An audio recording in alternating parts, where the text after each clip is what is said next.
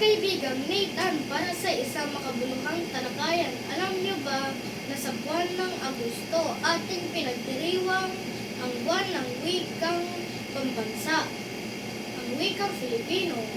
Sa taong ito, ang tema ng ating selebrasyon ay Filipino, wikang mapagpalaya.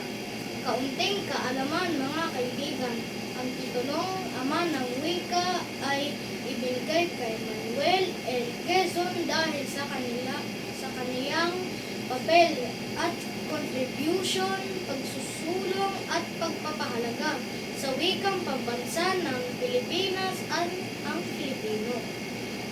Isang mahalagang tanong mga kaibigan, mahalaga ba ang mga katutubong wika sa pagpapaunlad ng edukasyong pambansa?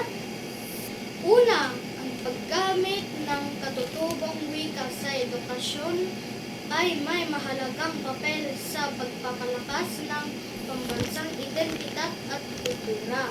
Pangalawa, sa pamamagitan ng pagtuturo gamit ang mga wika sa likas sa bawat rehiyon, mas maunawaan ng mga mag-aaral ang mga aralin at mas malalim ang kanilang pagkatuto.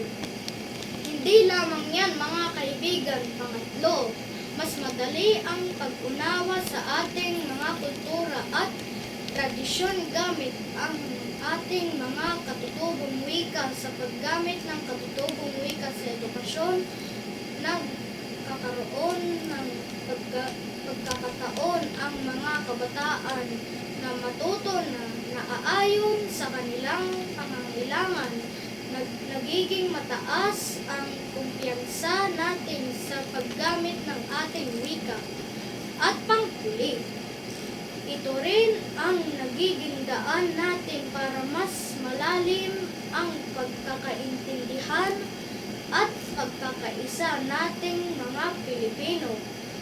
Ang pagpapayabong sa katutubong wika sa edukasyon ang susi para sa mas makabuluhang pagkatuto at pag-unlad ng ating lipunan.